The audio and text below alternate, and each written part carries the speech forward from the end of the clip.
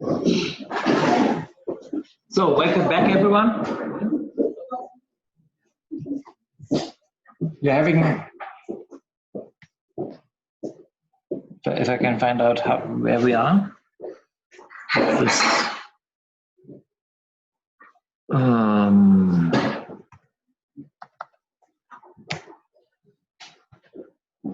Yeah, exactly. As many people seem to have to leave relatively early, I'm trying to get very quickly through the introductory part. And there's general information and comments and so on. And then we'll talk a little bit about the benchmark, which is one of the major topics for this meeting here. The narrative, we've seen the work packages. We'll go through that in a while. One and the topical work packages 1 to 3. I hope that the work package leaders have something, and if not, then that's fine too. As long as we get some of the discussions underway that we need to have. And from the mobility work package, we had one application so far. And we'd like to have two reviewers that would take on reading a couple of pages and saying okay for it.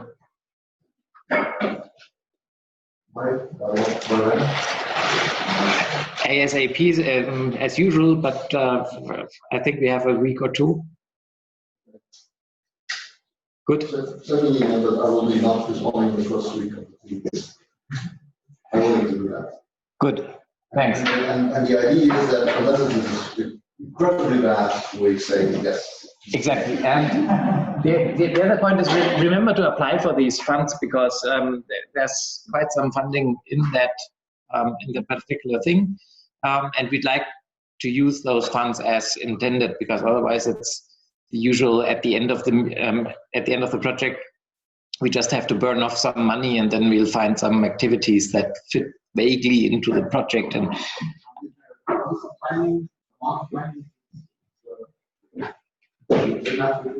so, if you are it's like a leading position, leader, manager position in the project, it's you can go as short as a week. But if you are willing to participate in the quizzes, I think it's 2 weeks minimum. Okay. Is there a family allowance? That's we hadn't really considered that yet. So I don't think there is. I mean, it's worthwhile. It could be worthwhile. Yeah. If you say like a week, okay, or not. If you say like a month. Yeah. It's not a strange to us. Just to confirm this, I somehow remember that we're talking about 2 weeks exactly. So it's 2 weeks minimum, if you're saying. Yeah, I think you cannot apply for less than 2 weeks, because it's supposed to be minimum. But it can be longer. Yeah, it could be longer. Because of, for mobility to make sense, I think that's why the scheme was like that. So if there's a lot of money, I would definitely ask that because maybe we'll get more people to in the summer, something like that. This should not be a holiday. I think we had something like 40 weeks or so of total mobility that we can sponsor, and we now had that's the first application for 1 week that we have. So there's still some to go. Family allowance doesn't need to be very big, maybe just so that you can grant if they find a state and they can possibly pay for a family. Not. Yeah, I'll get that back to Anna Maria. And then management, I sort of haven't really been pushing a lot for the consortium agreement, but anyway, we had 8 signatures, and there's missing from 3 other partners as well. So please, if you had sent this to me, then it would be nice to check up on whether that actually has happened. And the other two investors, there's no representative here, but I'll send them a mail right afterwards. Also, Jakob Grunnet from Vestas, who was at the last workshop, actually stopped there, and he's been replaced by someone else whose name I've only seen just before on a mail. So yeah, and Klaus, you're on the stream, I see. I hope we can deal with that personally afterwards. And then there's the other thing of management. That's we had the change of work package 2, where DNV GL, the certification arm, took over from Delft, and that has now also been both done in the form that we actually pushed some budget around, and also accepted by Dimitrios. And it's only totally watertight once we have it as a signed consortium agreement, but now contract amendment. But consider it done, because we can't wait that long. Dimitrios is the EU officer. Dimitrios Sofianopoulos. And then the next meeting, that's also something good to be discussed while everyone is still in the room, should be in Delft. And as the talk is from the, I think, 27th to 29th or so, in any case, that's Wednesday to Friday, doing a meeting after the talk is suboptimal. So I would say it has to be the Tuesday before talk. If that's okay with you all? Nodding, nodding.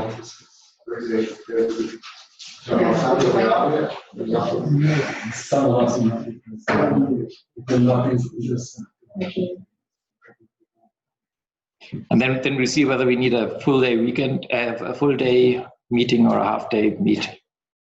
Oh, I think half day. Yeah. So how was it? Tuesday? Tuesday. Yeah, it's nice at Wednesday, right? What? Wednesday is like Wednesday, Saturday? Yeah, okay. Yeah. Later. Possibly half day. Yeah, possibly half day.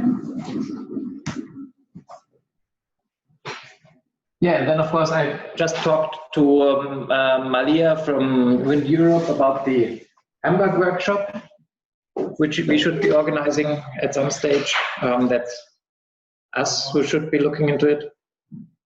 And that's going to be back-to-back with a FarmConners, and now with a total control workshop, which is the other EU project on wind farm control that we are currently running. So there's going to be one morning or afternoon in the sign of wind farm control at Hamburg. Yeah, and then the rest is still way ahead. And I think that's sort of been it. I didn't put the new picture in yet, but that one is on YouTube. And if I find out how I get the account back, of which I seem to have lost the password, then I'll upload the workshop here and the meeting also on YouTube, and the meeting only non-public. Yeah, and I think that's what I had from my slides.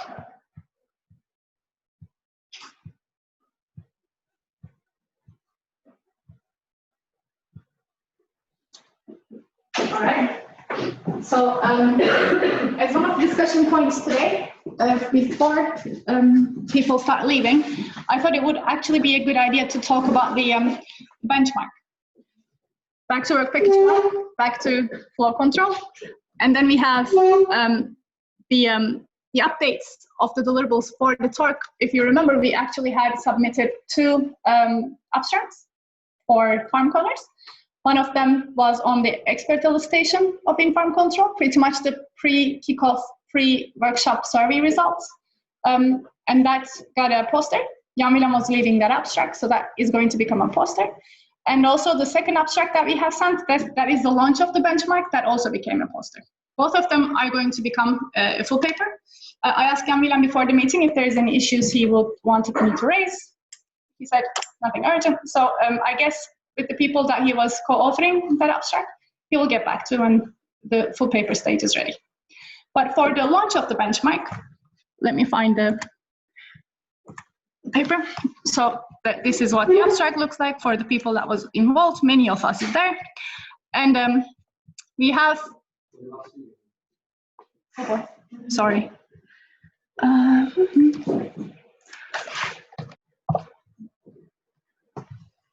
Yeah. Okay, so that is the, oops, abstract. Share that again. Right, so many of us is there, and we have gotten some critics, which we are going to go through, of course, for the paper writing phase. But what I think we should discuss right now is the updates on the data sets.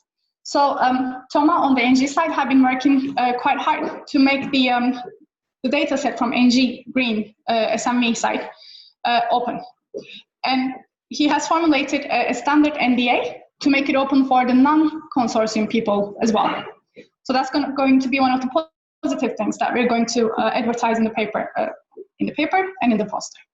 So anybody who would like to participate in the wind farm control benchmark in the end, wanting to use full field data set from SME wind farm in NG, they would have to write to Thomas, ask for the NDA, sign the NDA, and get access to the data set.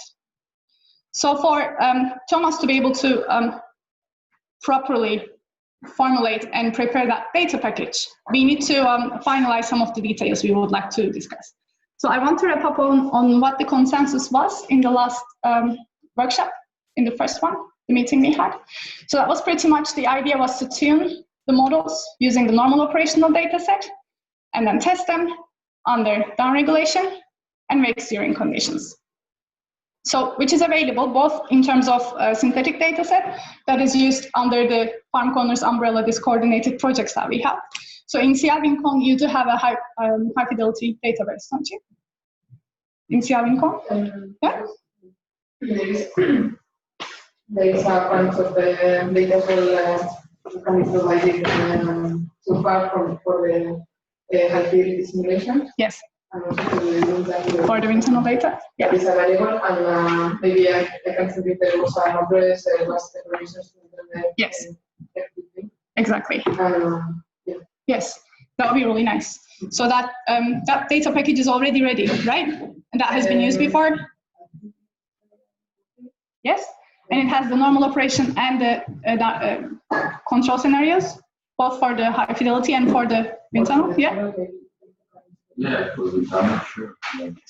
Operational data, wake data, with the farm rotated turbines, pure turbines, dynamic induction control, okay. wind directions, okay. dynamic changes in wind directions. There are a lot of different scenarios. Okay. So how do you suggest we have frame all this? So shall we say, for example, dynamic induction as one of the benchmarks? And there is only, because it's not a field data available for dynamic induction testing, I don't think, the transition effects will not be visible. But we can say, if you want to try that, you can use the internal data set. Shall we frame it that way? So dynamic induction, one case, more steady state approach, more statistics approach, another case, for both curtailment and wake steering. Does that make sense? So the cases we want to investigate under wind farm control. One should be curtailment, maybe dynamic induction because you just raise it up, which is interesting, right? You probably also have the dynamic wake steering with the, you have these tables? Okay, yeah. So dynamic induction and dynamic wake steering could be two separate cases, which would probably not be available in the full field data set, right? Yeah. Okay. Okay. I guess dynamic induction is the other way, the other type of tool that could, for example, the person is IES. So it's pretty limited, right? Because I don't know what. I mean, so it's not going to be much. Chiefly, right? I was trying to talk about unclear models that you could use in control complex. towards industry. I think I guess it's still a bit too far from that. So I obviously you can do that, but that would be very academic. That would be some unhealthy. Yeah. I don't know what else to think about that. Yeah, that's a good point too. Unless already people are working on something. Yeah. We are not for us. But if you think it's studied thoroughly in CIVM.com, maybe there is no point in repeating that.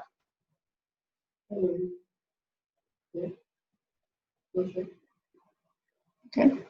So I think another version is kind of, I mean, this, you can make the data set available. And then, I mean, but it's already available under CIVM.com, I know, right? Yeah. and I did it in the simulation, I guess, it's the only one.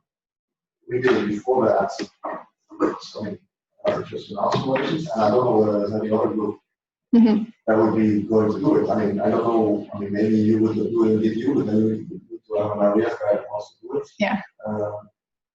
But it's pretty limited number of people that really have the capacity to solve it, and then also will be able to do it. Would be willing to do it, sorry. Right. I don't know whether that's you might have a very low response on that. Yes, okay. So that maybe we can just leave it to CIVM.com, and we can focus more on the statistics. Yeah. So the evaluation of the statistical results on the curtailment that we can test in all 3 data sets under different down regulation scenarios. And for the wake steering in synthetic data set, we have pretty broad database, and we can also simulate more if needed. For the wind tunnels, also maybe dynamic wake steering is not so interesting in terms of the people participating, but you went all the way to 0 to 30 degrees with steps. Sure. Yeah. From -40 to 40. Yeah. Different turbulence intensities. Yes. Wave and magnitude at different distances. Yes. Okay. And that's also a 2 turbine setup you have? Up to 3. Up to 3. Okay. All right. For wave measurements, up to the first and second. Yes. In terms of power and loads, with 3 turbines. Yes. For a wide range of wind directions. Yeah. Misalignment and turbulence and so on. All right. Do you have also the sort of combined control scenario where you downregulate or pitched and yaw at the same time? No. Okay. Okay. Right. So then the sort of good old approach of curtailment and wake steering we can see in all 3 data sets right here. That could be one clear benchmark. One for curtailment, maybe different levels, depend on what is available in the field data set. Do you remember the levels that are available? It was kind of a very difficult curtailment device because this was a sound not so very pure. It was not like a fixed curtailment because the broker was kind of deep into the original smaller side. So the maximum reduction power was 7 to 10%, so very short curtailment and below rated between 5 and 10 meters. I definitely had some difficulties in analyzing the field data to run and just showing results. So maybe desertion would have more time and more skills to do that. So curious to see what they will get out of that, but we shouldn't expect, I think, too much from the analysis of curtailment from this field campaign. Yeah. But also maybe in terms of model validation, validating under the curtailed field data set is an interesting approach. Like what is the error? How does the error distribution look like in that scenario, right? And basically what I found is that we were curtailing the first turbine and not seeing anything else. Not changing drawing. Okay. But that's maybe another angle we can have here. So we're not necessarily planning to see any gain or, I mean, it's not objective driven, right? So what is here is to test the models under different control scenarios, which they might not be tested before. So it's not creating a field test on our own to see the power gain. We're not applying any control objectives in that regard. We're just validating the models. That benchmark is to see how good the models under wind farm control. right? Because we don't have the capability to go back to NG wind farm and controller. So that's going to be one way. We're not closing the loop. We're not feeding the controller back to the system. That's how it is, working with historical data set. Yeah. So we get to just the modeling validation on the wind farm control, yes. We can, of course, launch a case. All right, so now you have tested your model, tuned it under normal operation, saw what the error distribution is, evaluated the uncertainties under wind farm control. Then what would your control objective be for that particular setup? Let's say 2 turbine setup in SMB. What does your optimization say? How much the steering should be, for example, for a given wind speed? That we can also create, but we don't have the chance to go back and test it.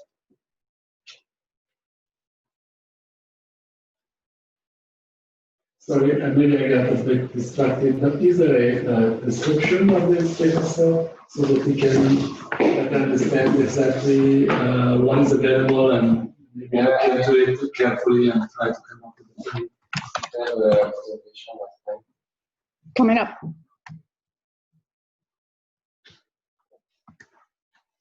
By the way, talking about presentations, I think it would be nice to have the presentations of the workshop close to them yesterday. Yes, it's going to be, I think, under this folder. You see what I'm doing now? Under this folder, I think. Okay. Yeah. But I will send a separate email with the link directly to the SharePoint, so you don't have to get lost in the corners of this. Is it here? No. It's meetings. Meetings. It was in the kickoff, right?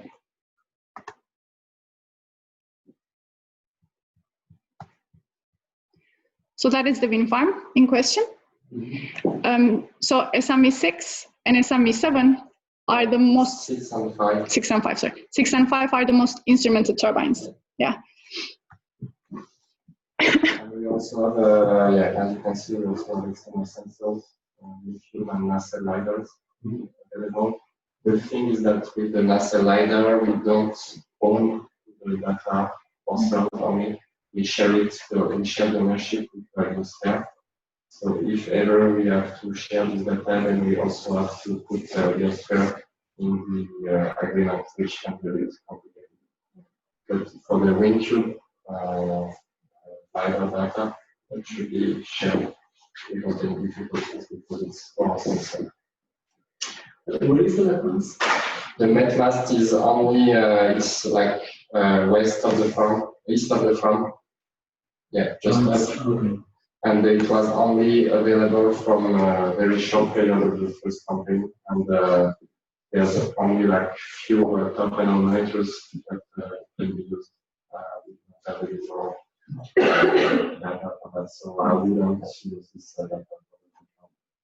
So it's better to use, if we have to use external sensors, we have to use the wind tube lidar, which was very close from the key control spots. Okay. What are the turbine types?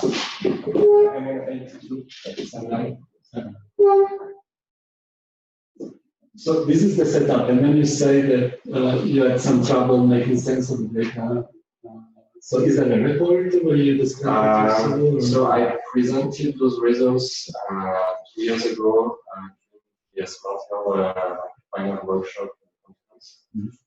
And I basically presented the results on the curtailment, on which we didn't really find any gains, and I think that was because the curtailment we applied was too small. And then with the other turbine, downstream turbine, didn't really feel gains because of the curtailments. That was the second campaign we did. On the first campaign, we applied a very strong curtailment. And in that way, we saw improvement on the second turbine, but combining the two power from upstream and downstream gave us loss of power. So basically, that's why we tried in the second campaign to apply the shorter amount of curtailment, but in the end, it didn't pay off either. So that's why I'm not very hopeful about the actual emission strategy in the future for against. Yeah, but what I was thinking is that maybe it's still a useful data set, because I would assume that some of these simpler engineering weight models might indeed show some benefit. While in reality, you observe nothing or the opposite. So, which is, I think, very much in line with what we've seen in internal experiments or some other people have reported. So even if you didn't see what you were looking for, I think this could still be a useful data set.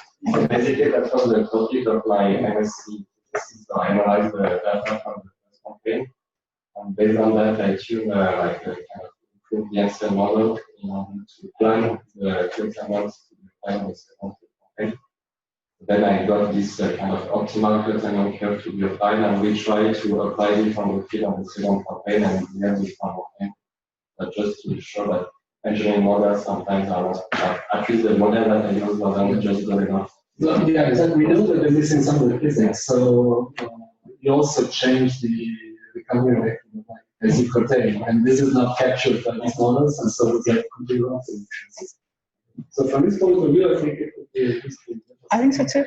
And in terms of uncertainty quantification, which is very valid in increasing confidences and so on. So seeing the error distributions under different conditions is, I think, very valuable also for any kind of models to be used, right? So VNV perspective, I think it's still very valuable data set in many ways. There's also so many years ago, this study on Leuven. I don't know if VCU was already involved in the discussion around that study. Yeah. Reduction control. Yes. It's a very, very compact site in many ways, yes. But still they couldn't find much upside. Yes. In that space, pretty much nothing. Yeah. Because of the imbalance spread of the flow on the next downstream turbine. Yes. They didn't really find anything. I think you were also really involved in that project. We were not when it was happening. I think it was a commercial project, but we did get the historical data on this. I have the report. I'll see if I can share that report. For those parts at least. I don't know how it was. I will check and then I'll let you know. All right. But basically, there was pretty much no significant gain out of reduction control. That was a conclusion. That's very, it's less than 3.5. Yes. So, yeah. And we still don't see much there. Actually, so. Yes. But one of the things to discuss in terms of benchmark, because so far we have talked about power, how are the loads look like? So that's because, again, from the same setup for SMV6 and 5, you do have the load measurements, right, Tom? Yeah, we have load measurement, but only on the blades. Yes. On the drivetrain. Yes. You don't have, I mean, in terms of the actual model information, like in your last model, it's actually good simulations. No. Do we have any from Sammy on site? So in this global smart zone, there was one more package dedicated to control. Okay. There was one more package dedicated to interbank control and LiDAR assistant control. But another partner, they use fast to downscale the NRL 5 megawatts towards the standard 2 megawatts turbine. But I'm pretty sure they won't really agree to share the model. Very well. I mean, we could, yeah, I was going to say we could do something, I don't know, try to converse engineer with the machine properties. We do have some like information on the turbine, like about, for example, the blade mass or over mass or that kind of stuff. I think this could be shared to check that. But we do not have any ideas about the control system or the air force. Yeah. It can take pretty long time or maybe not that much. Yeah. So does it make sense to include that in the benchmark then, without having the turbine info? No? No reliable low fidelity in the loads modeling, right? So. Yeah, probably not because this popular I think is still working on that. It's still big project. Consider an equivalent of small. Yeah, I think so. Like, we do not have the people at NG that work on that. Maybe it will be easier to go to send them. That's what it is. Yeah, my name is They don't have something. The CO1 machines are the union, no, this is the CO1, what are the machines in that experiment? Experiments, they went for the 2 G. Machines. 1.5. Yeah. But they gave us equivalent fast model. So we do have, but this is not the film. But We have to ask him. yeah, but I think Denmark has a shareable model of the 1.5. There was one, I don't remember now the name, but there was one that was kind of equivalent to the one that we want. Yeah, that should be shareable. Turbine model is one thing, but do we have the access to load measurements from that experiment? Do we have the access to the load measurements from that experiment, from Fedini experiment? Yeah, that's what I remember also. So yeah, okay. Yeah. So say we don't do the loads, do we have the data on the automatic coefficient and all that? Automatic coefficient, do we have data on that? CP curves. We have CP. Right, we have like this. Also not, right? No. No. So That's the main bottleneck we want. So we can approximate it, right? Scale down, a reference turbine. right. We won't be able to know where we're wrong. Right. So the problem you're talking about, they also just scaled down that about 5 megawatts. Yeah, and They didn't have the Sandy on top. they try to do some reverse engineering Yeah, to recreate the control system of the turbine, and also they struggled more on the blade properties because they don't have that much information.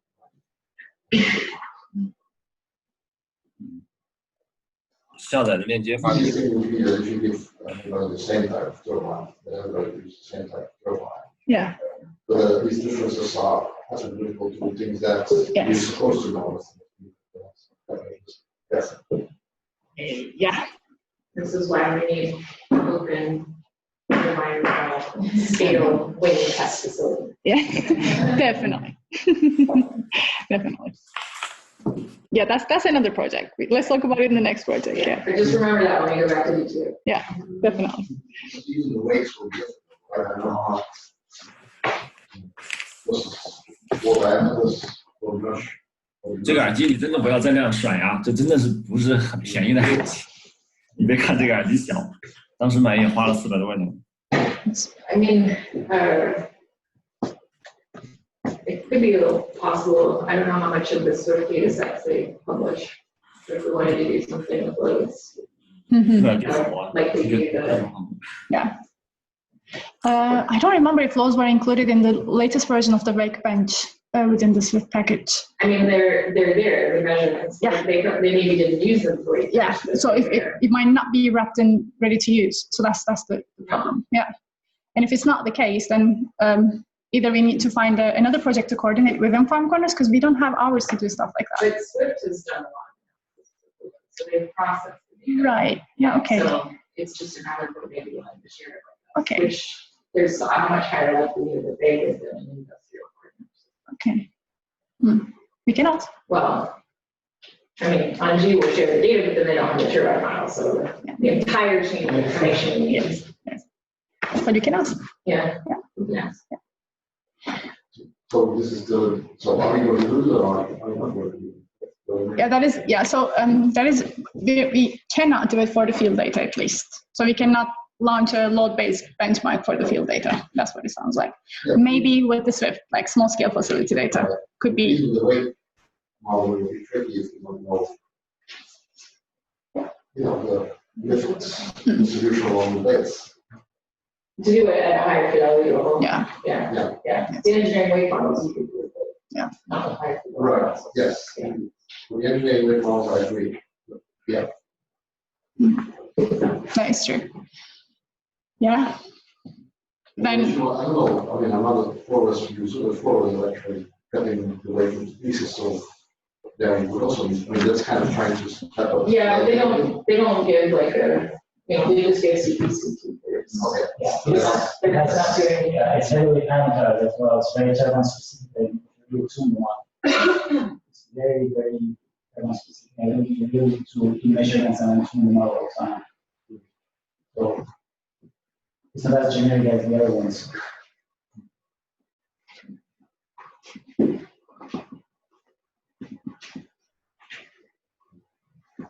Well, for the higher fidelity, it's certain sometimes, especially for the horns of experiments and things we were doing, we also do some sort of reverse engineering for the power.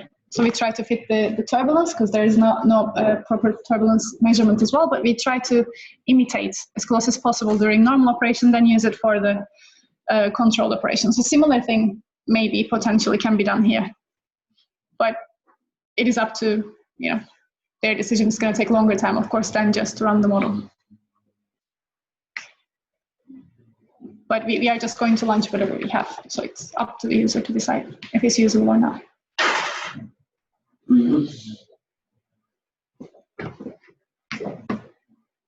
So essentially, what would be kind of way to manipulate model based on one turbine, which you indicate that you use this weight, calculate, and then you use whatever maps for your weights, particularly the overlap region. Yeah. That's what the test alpha was using the tuning that you want. Yeah. Yes. Yes. Exactly. Because we were discussing in the kickoff also. So in the real scenario, in an operating wind farm scenario right now, you would have whichever model, you will tune it with the normal data set as much as possible, historical data set, to run it under control scenario to optimize and then maybe come up with. So we try to go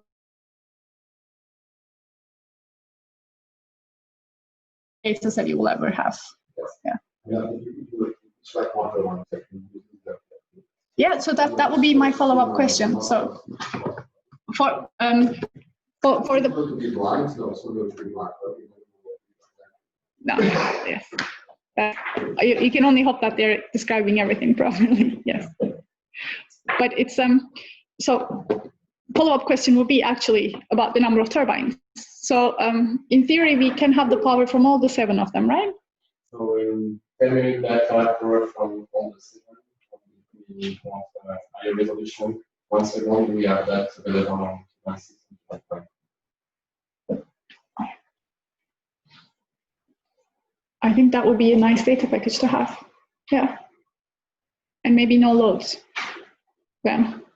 Yeah. And then how long do we need? Yeah. Well, for the control operation, it's already a limited amount of time, right? Yeah, exactly. Yeah. For the normal operation, you're mainly asking for. So then I would probably suggest whichever you used earlier to, the data set that was seen before and looked at before is probably. And maybe like if I some demo that maybe 3 years of data. Okay. That may be too much. Maybe we take 1 year of normal operation data, and then we just try to look at the control. So would it be an option to say that everybody needs to predict power output? Put in a power output? No, predicts the power output given some inputs. Predict, yeah. And then you can just keep the power output line. Under control scenarios, you mean? Or for the normal operation? Because, okay. Well, for the control operation, if they're going to use it for the tuning, then we need to provide some output there for the tuning to work. But we can make the control part blind, and that would be interesting. Or maybe or you can do it in 2 stages. Sorry. Yeah, I was going to say that maybe we can have like 1 year of normal operation data to show the model, and then both validate on other and normal operation data without the power. And then another second validation with control status. And then essentially not give the, so for the other 2 years, you make it blind, and the other thing that you need to do is actually the line section of time. Yeah. Next to the, that's what you need. That would be like an, AP prediction, basically, right? First. Yeah. No, I would actually do it fine rate. For like individual wind speeds and directions. And no, just our average show 10 minutes. Time series. Time series. So. Yeah, time series. Yeah. And then you need to decide the average time, is it 10 minutes or 15 minutes? Like 15 minutes is a relevant amount of time. Yeah. Right? Yes. You're already thinking from the high fidelity side. Sorry? High fidelity side. From the engineering side, you just run a series of cases on their side. Like different wind speeds and directions. Right, and then you kind of input the power, right? Yeah. But then you also have to have a time series case for the high fidelity simulations. I don't know whether you will do high fidelity given. Kind of keep it fast. I mean, somebody wants to do it, you can do it. it's But we can define maybe a shorter time period for that. Like shorter input.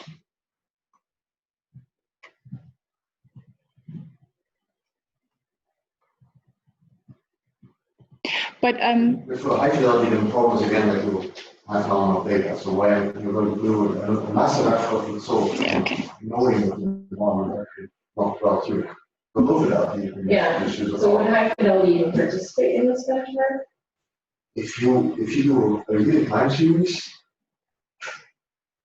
you're probably not going to do it. I mean, it's kind of really expensive, and then you basically know in advance that you don't have, I mean, you have a lot of effort tuning the power curve in high fidelity model, power curve that you know, given that you don't know the area of the point, it's kind of a really complicated exercise. Yeah. That in itself. And then running it for a year, yeah. I mean, it's kind of, I don't know. No. For high fidelity, shouldn't we be doing kind of the same, trying to compare weight models based on high fidelity outputs from previous That's for the high fidelity database.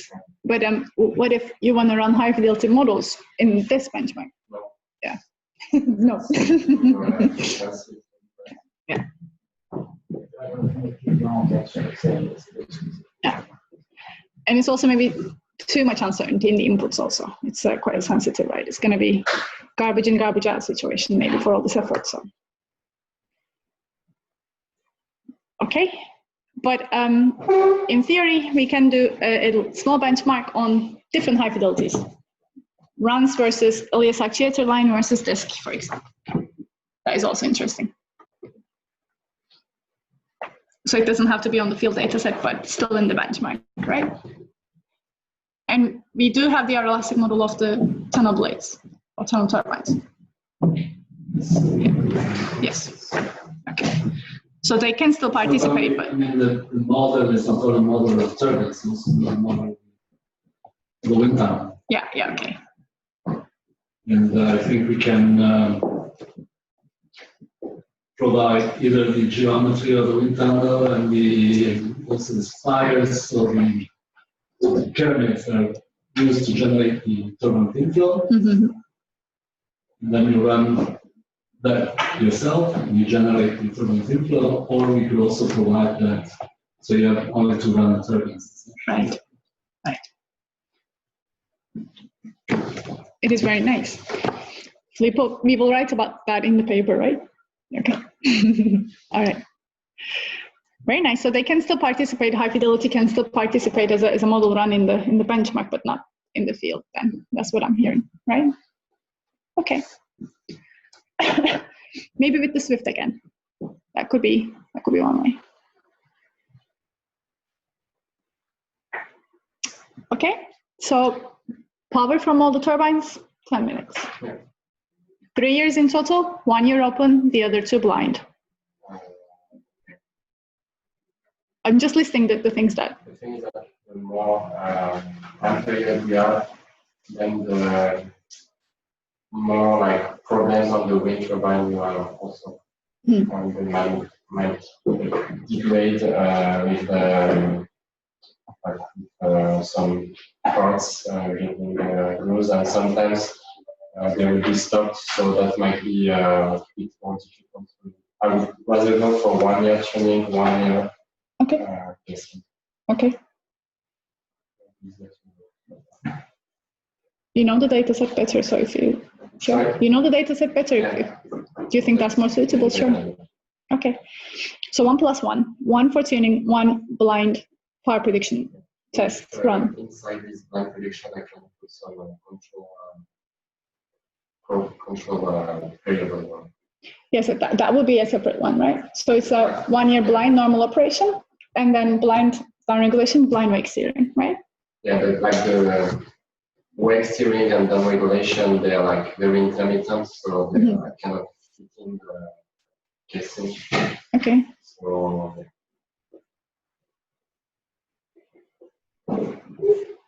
yeah, you want me to like really make clear time periods where the turbine is downregulated and wake steering, or like do I just fill 1 year of data and then I put the dates when we apply the downregulation and the wake steering? But that wouldn't give the right blind test, right? So for the blind test to work with the power prediction, we need to give them the inputs and how much of the control is an input. But if the whole year has a little bit of control period, then the power prediction is off, right? Except if I say that from like 12 of August to 3rd of October, we apply the wake steering and then we just split the analysis into. Okay. Yeah, that's probably more useful if you want to do like let the filtering to be done by the people. I'll do the like basic cleaning and filtering. Yeah. But then the most difficult or filtering, I think it's better to let them decide what they want to analyze as periods and what they don't. Okay. Because it's not that easy. That might influence the results. Right. So the wake steering visible in power? Yeah, in that we did see an increase of downstream power, and for the right direction sector, the combined power was also increased by. So actually, maybe the prediction should be time series probably different to a lot as well. Yeah. Yes. I mean, I can already also make it for not maybe for you, for some computers, that's okay. Yeah. That could be what we provide, but not all the models run time series, right? So. But real life is a time series. So I don't care what the models run, but they need to explain to us how they are real life, and they're not able to match time series. Yeah. Okay. So I don't mind that they do this very same model, which you also use for like 15 minutes, and then do another 15 minutes. That's yes. what they do, and that's okay. Yes. Okay. But then they're not. Yes. I see. I see your point. Yeah. Like they usually it's comparing forests to like data from a farm and things like that. We build up more like the statistics of over the 10 minutes and then compare forests to That's how they, I mean, if you're talking about control. Yeah. The model needs to be able to say something about the dynamics. We can talk about the averaging time. You will make you make life easier on a model if you make the averaging time of 1 hour. And 50 minutes. You could do both, right? I mean, we have heard a message about the day had 1 hour. Mm-hmm. You have the 15 minutes. 50 minutes. Yes. Well, that kind of brings to me like the question with all this is what models will be participating in this benchmark? Like who here has a model that are going to participate in this benchmarking? What is that model? I don't know. I don't think anybody volunteered to write it. Yeah. I think a lot of people who have their own big situation about other people. Yeah. Because I think that's an important thing to define first. Like, what are the models that will participate in this type of benchmark, and what are the capabilities of those models?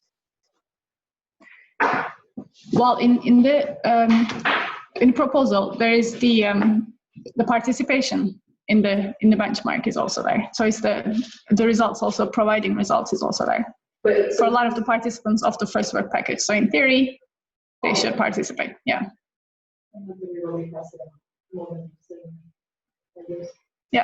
Yeah, exactly. So it could be data provision or running the models, I guess. So that's the ways to participate in the first work package, right? So that's it. But I will run data-driven models, like purely data-driven. So that's my plan. maybe it would be good to do like a survey to the work package participants to have them kind of provide some basic information on the model, like fidelity, like its standard input-output structure, stuff like that. Yes. Yeah, because it's hard to define an appropriate benchmark experiment without kind of knowing who is preparing. That, Yes. But keeping things as generic as possible, maybe providing time series is like the easiest thing to do. Then whichever the models are running, they will build the statistics on themselves. If they want to, take, just like you said, like 1 hour average, then they will provide also 1 hour input, 1 hour output sort of thing. So maybe that is. Yeah, I mean, if you provide all the data, then people can kind of do whatever they want. But then if you're doing a benchmark, it has to be then pretty well defined what the parameters are. Yes. Yeah. But I guess the type of models you want to run is control models, right? Ideally, that's the goal, right? Yeah. So any kind of small, I mean, I don't know what CLN called the control models have been. There has to be what you can do in the approach, generating models like projects. There was also modifications of my projects, models. There was also reduction of the reduce of the models as well based on the data, right? There was other from companies. So some of those models and similar models are there. I feel forward should be there since it's like one of those. I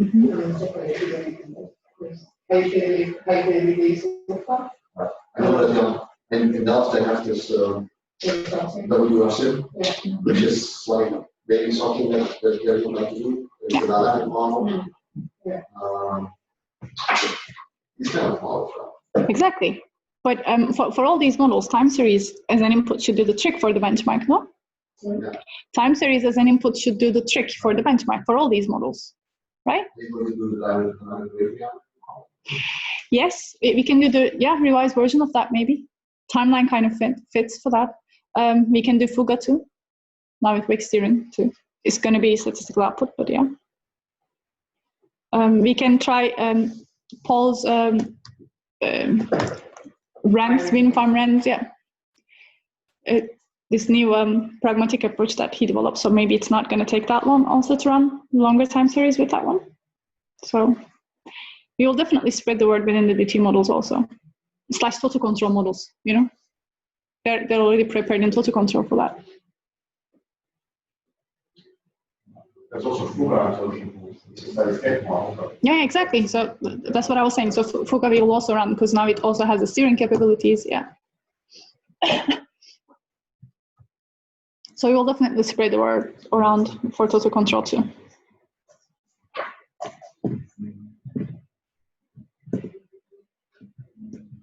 Okay.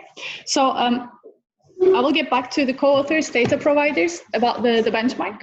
I'll send a short email to the whole consortium about potential models that are going to participate, listing the inputs we have come up with so far, and ask for final confirmation if anything should be added, if we have overseen something, and what has. Yeah. No, that's it. I would give the option also to anybody who wants to participate, whether they want to focus on normal operation, on the downrange operations, or on the wake steering operations, or all of them, right? Yeah, exactly. Normal models have the option to do wake steering. Yes. Or curtailment, yeah. Yes, for sure. It's but they will be like sort of separate benchmark within the whole FarmConners benchmark, so you can contribute to one or two or all or that is. I think the data set contains all three. Yeah. Yes. Well, you can also be only in the normal validation part too. Yeah. It can still tell you something about your model, right? As Fuga is the wake steering is not yet really operational. Yeah. Yeah. Yes. Yeah, definitely. Yeah, which would also be interesting, because it's onshore and weird and sure. So many things that we can get out of that. And some people can participate or focus only on the wind tunnel bit, or field data, or high fidelity, or all as well. So. With good question, perhaps a bit or coming from government. No. our name is not there. When I look at the benchmark, in terms of the total control data, there is an explicit mention that we are already looking at, including the labels data that was discussed in the kickoff meeting of the Makina. Yeah. No, that's the update on the legal data is we probably won't have the clarification to use that in the reasonable timeline. For yeah, yeah. So the last last update for the SCADA data, the LiDAR data, the LiDAR measurements in Leuven is open, and they I think last Friday finalized it, and FTP is open for everybody, so that's no problem about sharing that. But the SCADA and how it's going to be shared within FarmConners consortium, because Vattenfall is an official partner, has been tricky.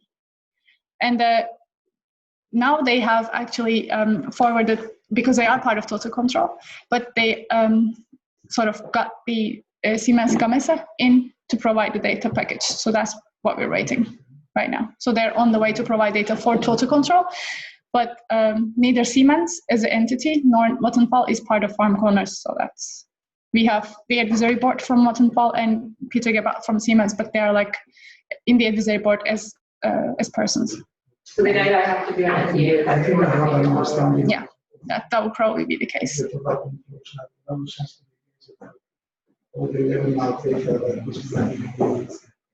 was more on in Total Control is not included here. No, well, I mean, what I'm asking is, in the kickoff meeting, I think it was for Makila somehow during with Heather and Michael. Yeah. Was this discussed? No, Leuven data was not discussed actually in the kickoff. No, I'm not so sure. Well, it's a single turbine also, right? It's I'm not so sure about the details of that measurement though. Anything looking at the wake? Any wake measurements on the? Well, we do. Coming back to the turbine model, we do have a turbine model for that one. We do. So you could do loads for that one. We do. Okay. Under yaw conditions, for example, which you can't do with these other ones. So. Yeah. But as the upstream turbine, right? Not the turbine in the wake. But yeah. That was not discussed in the kickoff meeting in September. No. So the reason for us not being in the data, not being in the benchmark is an oversight, probably. I guess. I don't know. Possibly. I guess so. No, could be. But there were people from Catapult in the. There were people from Catapult in the kickoff meeting also, but we did not hear anything as well when you were asking. So that's another. Yeah. Sure. But if we do want to do something with it, yeah, of course. Then, you know, that platform. Yeah, we're doing stuff. Yeah. That's what we are hoping. And then it's a question of what the data set is that could that be made available to the larger FarmConners, you know, project. I think it's a conversation worth having. Yeah. Truth, I'm not sure. Can you hear me? ONG's making available to everyone in the FarmConners. So that's the. Not just even FarmConners with an NDA, also external people. Yeah. Yeah. But certainly you were referring to the whole value chain. Your eyes were open. The whole from the CFDs to the string objects all the chain. Well, it's really it's more having that conversation. Yeah, because either having because maybe a whole has all and some something to it. And they are not keen or they can't. Yeah. Yes, I guess the discussion of the kickoff was available data from the promotion. Maybe. But all, you know, I remember. So if I'm understanding now correctly, on some of the consortium members are putting some data with some conditions. I mean, or so. No, it's open to the process. Yeah, it's open to all FarmConners consortium because we are covered by the consortium agreements. But not with the language. I mean, because they don't have. Because of the so it's not white or black. The scenarios in but also even is for the yeah, but I think the point is, like any data set, if we're going to do a benchmark with it, there should be some unique value in terms of what the benchmark will tell us from a research and model validation perspective, right? So this has multiple turbine weight interaction effects from a power perspective. That's valuable. What it doesn't have is loads because we don't have the turbine model, so we can't do really loads of the set. So if we could do something with the 7 megawatt, we're able as a consortia to use the elastic model and look at loads together, and that would provide a lot of value to the consortium. It's similar to what is provided in total control. Yeah. Yeah. It's exactly. Which is a lot of the same people. Yeah. So, but of course, we have. I will ask. Yeah.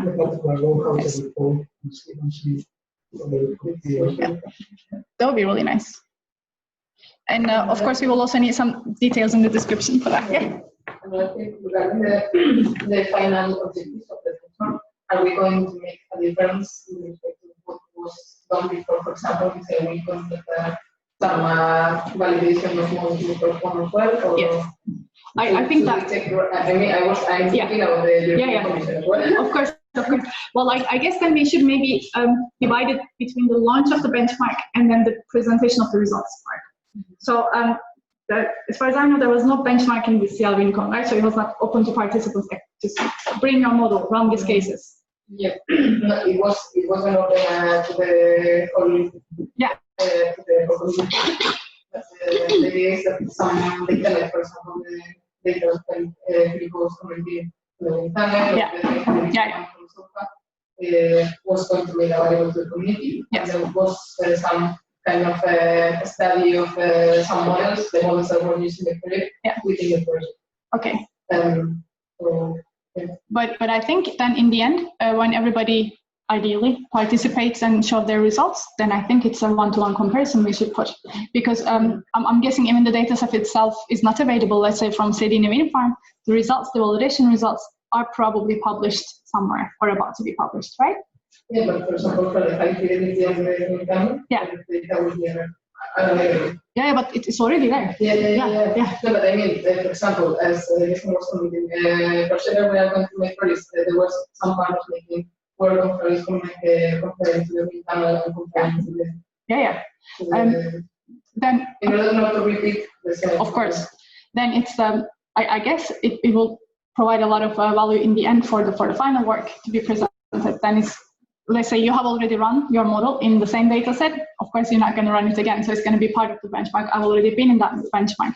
So put it together with the other models and have the whole performance validation of the models. Then maybe we can have some more conclusions about, what fidelity actually means. These inputs work better for this kind of models rather than, So that is like a little bit more benchmarky then, right? So comparison of the models and their performance in terms of validation. Yeah. That is, I believe, a little bit like added value. Yeah. Mm-hmm. Maybe it can tell us something. Let's see what it could look like again. One question. I'm new in this project, and I wonder if there is any load comparison, for example, when the benchmarks at the end of the project. Structural loads? Structural loads. Yeah. So that's what we discussed. So in the NG, we have the load measurements. Yes, but we don't have the turbine model to be able to run irolytic codes. So we're missing the input. That's why I just heard that it's not really meaningful for us to include that in the benchmark because we cannot really provide the necessary inputs for that. But for the Leuven month, we might actually have the option to have the turbine model and the load measurements. Although it's a single turbine, we can still see the effect of the control turbine on loads. Yeah. I think I don't know what the problems is with that. Because I see there's kind of two kind of loads that play a role. It's kind of fatigue loads, accumulated over statistically over lifetime. And then you don't need an instantaneous prediction or like having that. And then you have extreme events, which are maybe related to we don't even know. Like I guess I would solve flashes, more kind of stuff related to shutdown. So I don't know. The second thing is something that we would be able to identify. The first thing is maybe something that's regulated based on certain conditions rather than coming out of If you look at a lot of the multi-site floors and how you would do that, you would just simply run fast given the kind of series of noise, right? That's the common source. Yeah, I mean, there's been some work done with, you know, I mean, at NREL, we did that study with the GE, right? We on the turbine, measured the loads, tried to match it fast.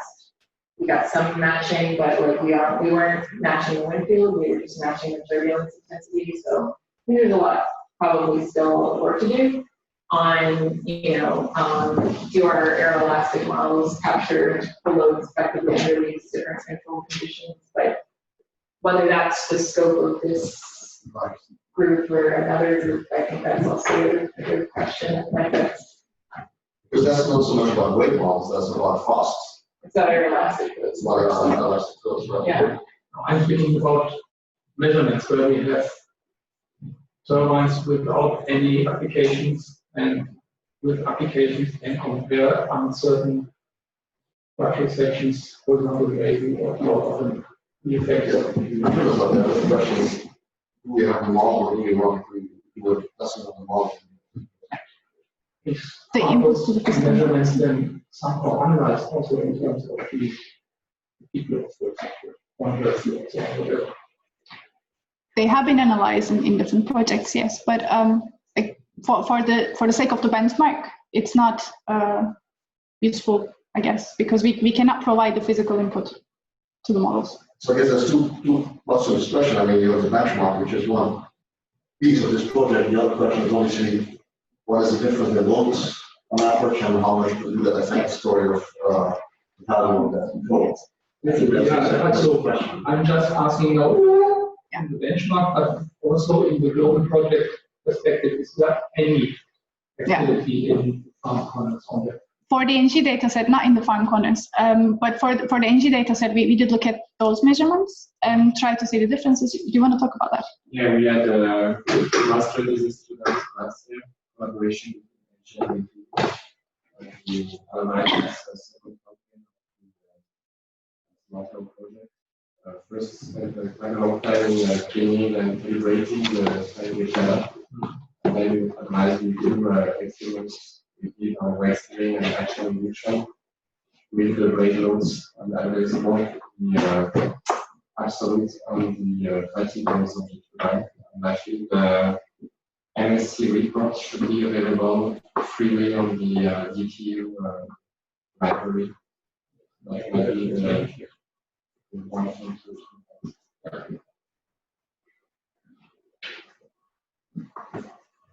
I think at the end, this would be a very interesting topic for the audience.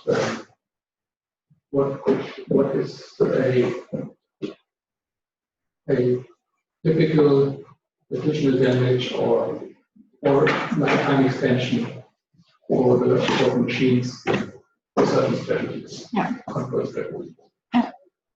No, for sure, it's a very important objective. Is also what we have been discussing yesterday, right? So it's becoming more and more important, especially with higher curtailment expected in the future. I guess with, again, coming back to the benchmark discussion, we can only provide that information with the high fidelity simulation database. So, but that is there. So depends on how much you trust those. You do have some information, some indication about the changes in the loads under control. Yeah. And on the wind tunnel also. Just not on the field, unfortunately. I guess the loading part of the story is a big loading. I guess it's an open research area. Right. Yeah. Because there's if you first of all, you have like what is the total design? So what is the load scenario that's the term of design? Yes. And you actually include this control, you actually may change the design, which may change the cost of the turbine. That's one thing. But that's kind of a little disconnected from the effective lifetime that you have. So the design is just according to certain design scenarios, right? Standards and the effective lifetime, which actually what it really goes, right? Yeah, you don't even know the margin on the design. Also, apart from the standard, they also have some extra margins based on the OEM. So it would be really hard to quantify with any percentage on how much you would gain or lose based on the I mean, you really have to know Yeah, exactly. I need to know the preamble. I mean, which is why normally we're just looking at the delta. Right? Well, I mean, you know, our goal was to kind of show, like, you know, where, like, in certain operating regimes, you know, we've got some of those are illegal. So, like, you're saying that the original loads on loads, then you don't have an issue. So then you go start going outside of it. How far are you going outside of it? And things like that, you know, comes down to how much risk someone's willing to take on, you know, until you get the OEM involved, where they can actually explicitly say.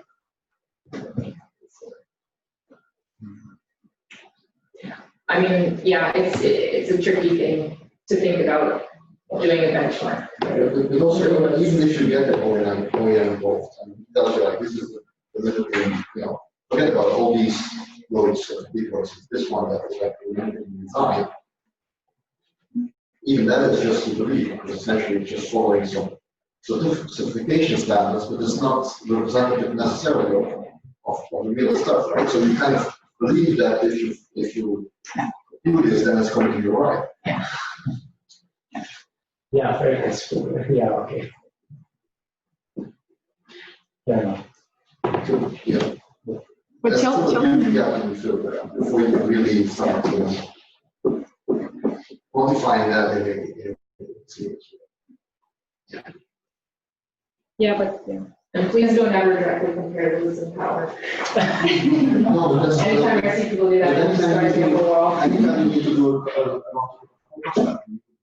You have to do something, but you also can just constrain your loads to being within the system design. That's a starting point. Okay. And then you're safe.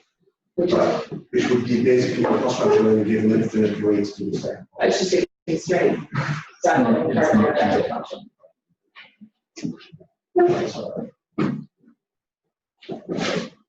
Any other notes on the benchmark? Yeah, question. So we go for the 10-minute forecasting, or should we also provide the one-time data? Because this, for the 2 turbines, yeah. Yeah, because I don't know, like the beginning of the model will be changing depending on the sample and the data. I'm not sure it's really useful to. Yeah. It will be a very big data package for 1 Hertz data for a full year. Yeah. 2 years of 1 Hertz data. Yes. Yeah. Although I like it a lot. Yeah. That's what you're always asking for, right? Yeah, exactly. 1 Hertz data all the time. And it does make a lot of difference for the data-driven models, yes, but for 1 year data, I think it's okay also for 10 minutes. Fine.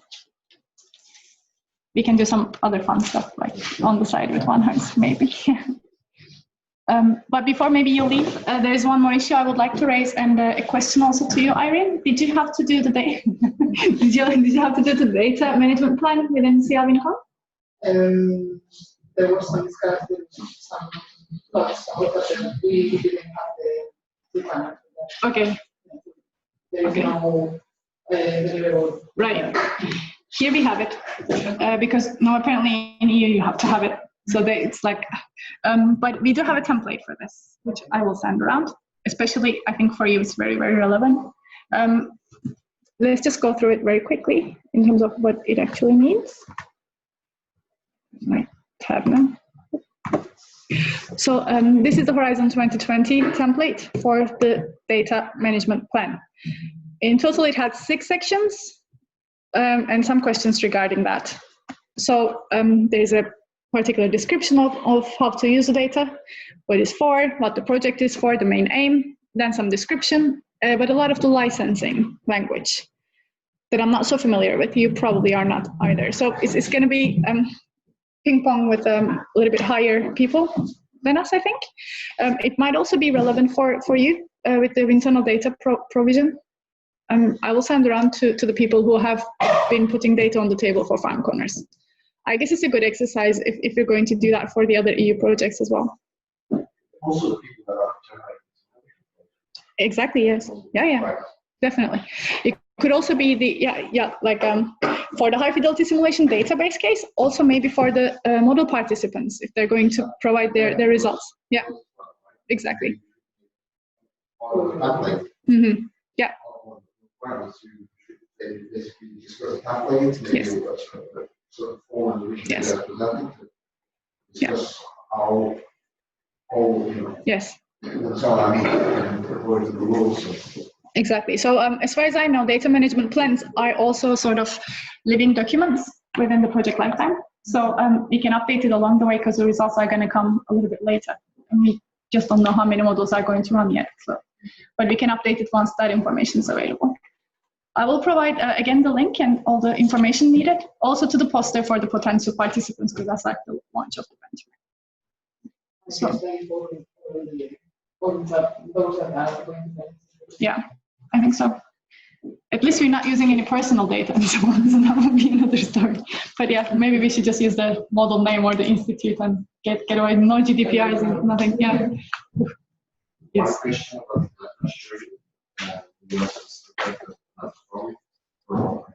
about each participant will contact us to get the plan.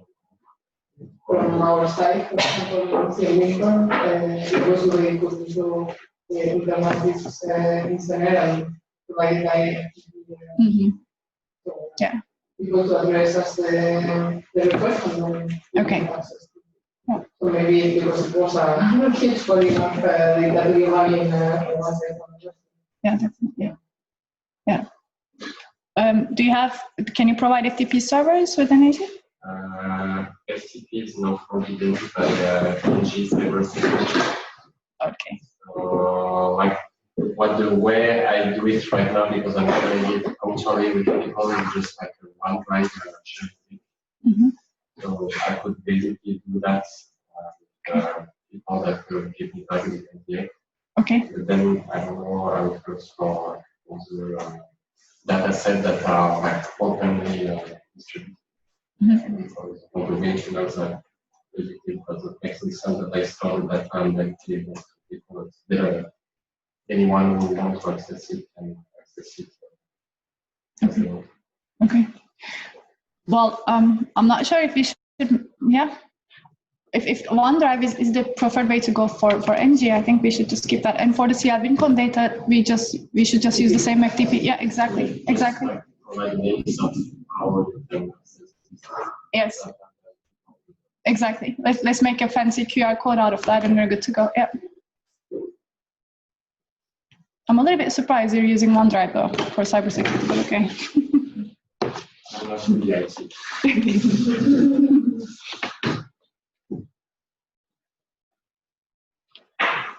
And yeah, finally, we only do benchmark of core prediction. We do not do any benchmark on control design optimization. Yeah, so that was like one of the things that was yes, good point. So we can maybe introduce the power maximization for. I mean, that would be also interest for NG, I can imagine, right? So what the optimized numbers in the end turn. I think it's a good idea to maybe do it for the whole wind farm level rather than the 2 turbine. Maybe focusing on the, I don't know, if you want to introduce any constraint, let me know, but. I think like based on the 2 model they got from the 1 year like normal operation time, they could try to optimize the proportion of the wind farm. AP level? AP, either AP level or as a reduction of weight losses. We discussed that's right. So I don't know what is the best metric for that. Yeah, I think maybe reduction of weight losses is a better metric, but I'm not so sure. What do you think? Because AP can, it also has a lot of availability issues included, and that's also a bit more sensitive. Okay. Yeah, that's what I was. You could do a filtering on the data and say availability, I will take it out and look at normal operation, 1 maximum production, 7 maximum production, and then compare it with control and try to figure out how to improve the overall AP versus turbine level. but then normally that conflicts with the company's internal memberships. So there are some challenges there actually. Okay. So weight reduction is probably a better metric then. Okay. It's like normalized so that it's easier to compare. Yeah. We need to define that very clearly though, as an equation, the weight reduction parameter, because that will be what we're going to ask in the end.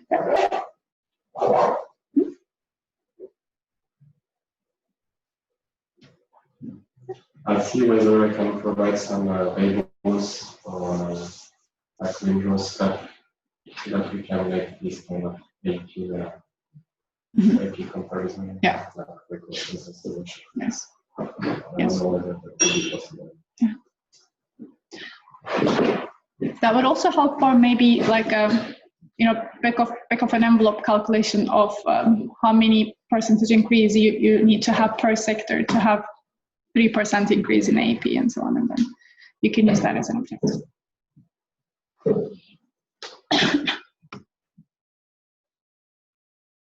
think it's best to start with kind of operational benchmarking.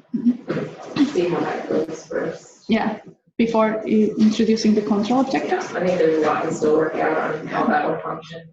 Models of different fidelity models. Yes. So that's probably enough to worry about for now. Yeah, I guess so. I guess you're right. But as a bonus, they can run an optimizer for the given scenario, and then you report that too. So doing benchmarking and optimization as a whole layer on top of doing benchmarking. Model validation. Model validation. Yeah. And it has its own whole series of challenges. Okay. All right.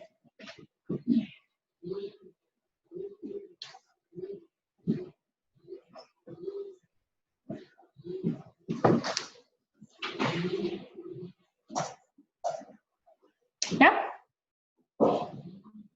Okay. Any other deliverables coming up? There is 1.5, right, Tom? Yeah.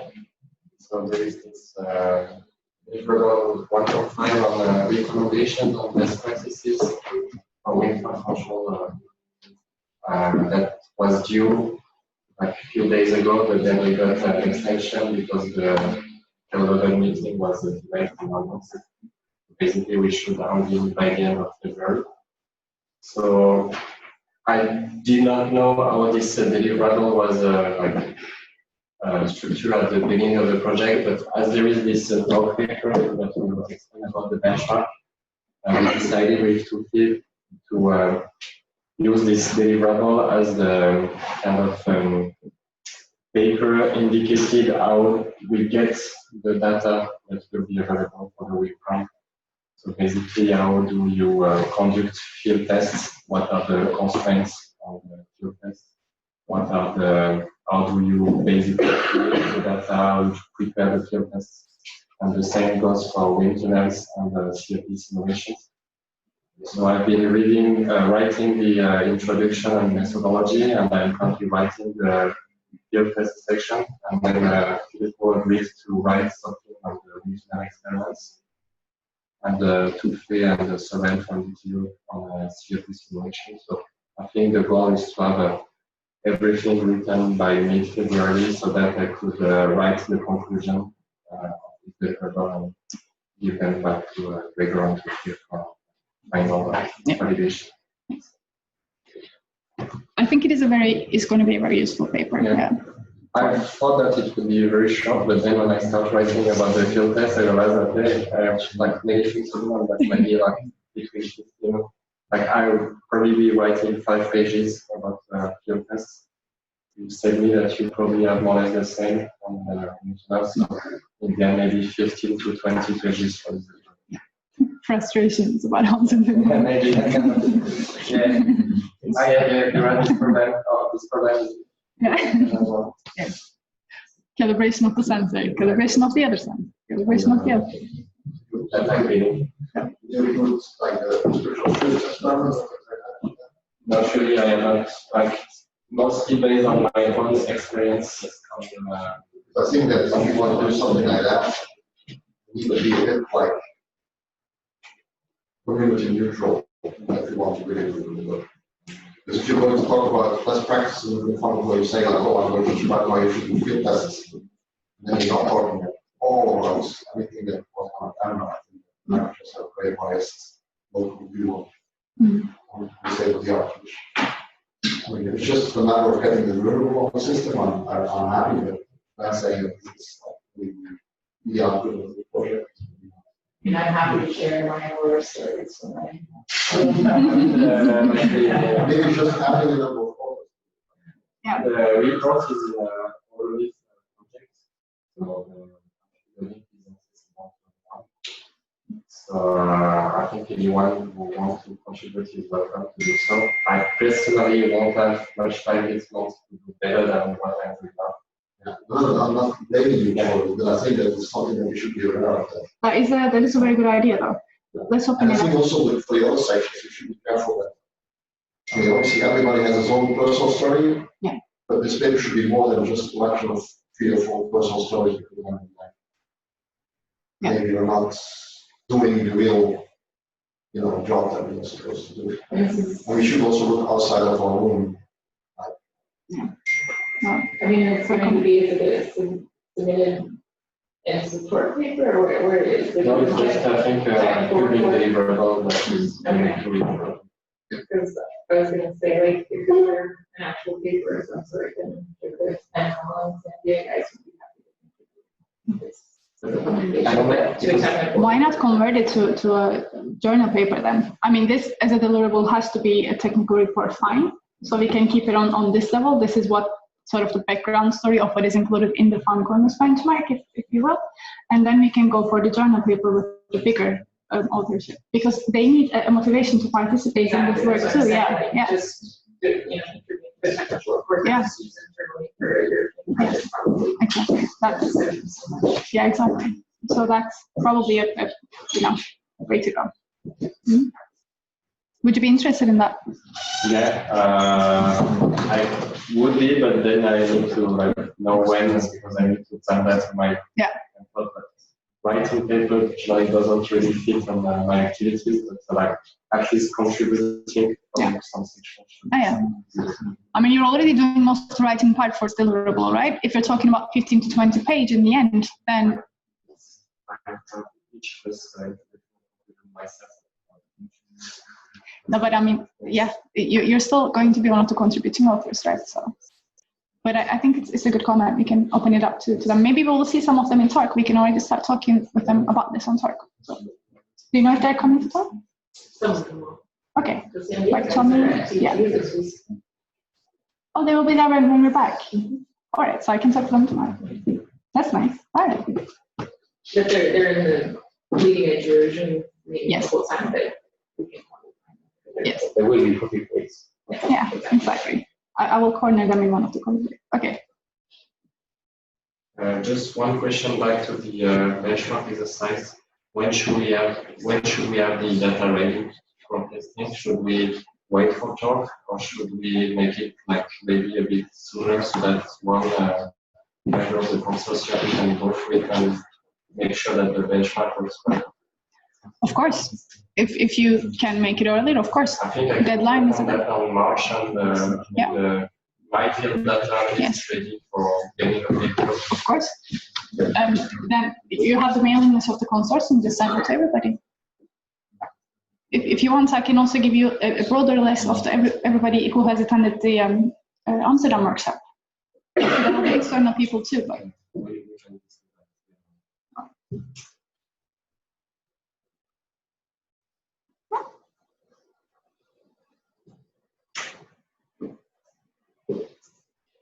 Are we at the AOB section of the agenda? AOB, any other business? I'm at the basic section of it. Perfect. Did you collect all this lovely papers for me?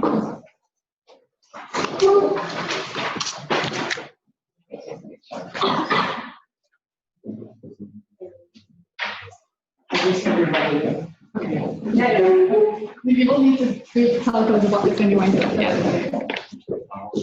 Just hang on to yours. Thank you, Karen. I guess we have it open. Oh, I see one there.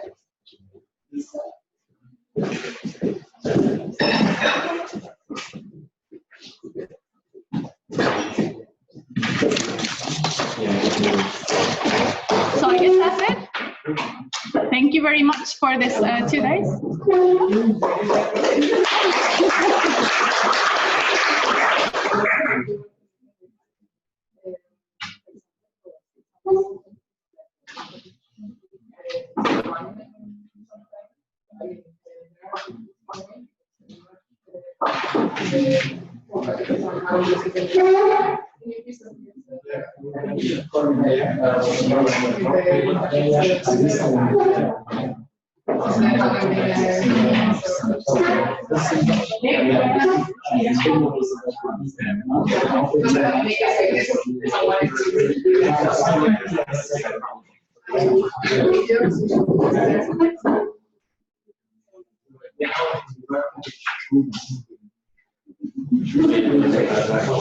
Yes, I think so. I think they are recyclable most of them.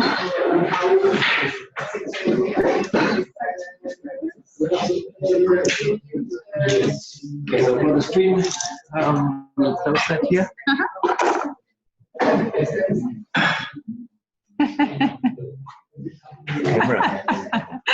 Oh, we got like Can you chat. hear Oh, me you've at been all? talking to class. Okay. Yeah. All right.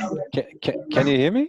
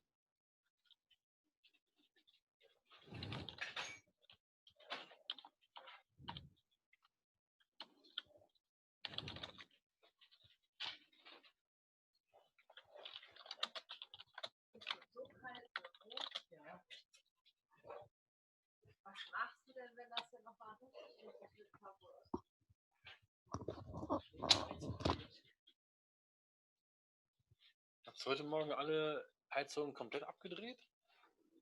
Oder komplett runter? Bitte? Nee, ich wundere mich gerade, weil die sind ja alle komplett zu gewesen. Ich bin 2,5 hochgestellt. Ich war gestern eigentlich auch hier, aber es war irgendwie nicht geheizt.